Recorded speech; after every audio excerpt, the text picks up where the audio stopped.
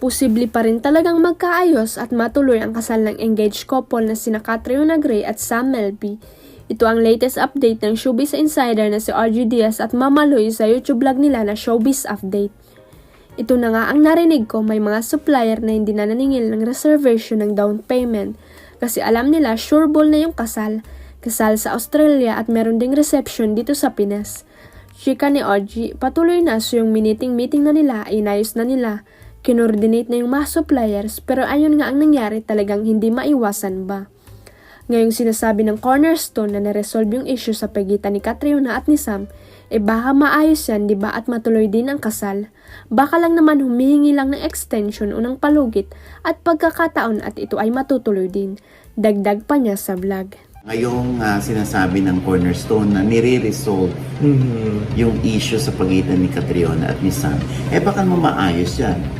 Diba? At matuloy din naman ang kasal. Baka naman humihingi lang na extension o ng palugit ang pagkakataon at ito'y matutuloy din. Kasunod niyan ay nabinggit ni Oji ang aktor na si Alden Richards na itinuturing dahilan kaya nagkakaproblema sa relasyon sina Catriona at Sam. Ayon kay Oji, personal niyang nakausap si Alden na magkasama sila sa isang event at nilinaw na walang kinalaman ang aktor sa nangyari sa engaged couple. So kasalanan mo Alden? Tanong ni Oji habang ipinapakita ang video ng kanyang interview. Wala pa akong kinalaman sa mga balitang yan, diretsang sagot ng kapuso aktor. Wika pa niya, hindi po ako nakikiapid, never ko pong ginawa yan sa buong buhay ko. Follow-up question naman sa kanya ng Showbiz Insider, ano ang initial reaction mo nung nalaman mong nadamay ka? Wika ni Alden, just to clarify and to clear, wala po akong kinalaman and anything that happens between the lives of the people that are parang connected romantically in showbiz that are friends of mine, wala po akong kinalaman doon.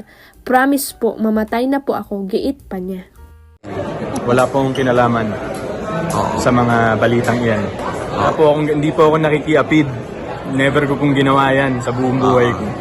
Wala po akong kinalaman doon. Promise po, mamatay na po ako. Huwag kalimutang i-click ang subscribe button at i-ring ang notification bell para sa latest at legit chika updates.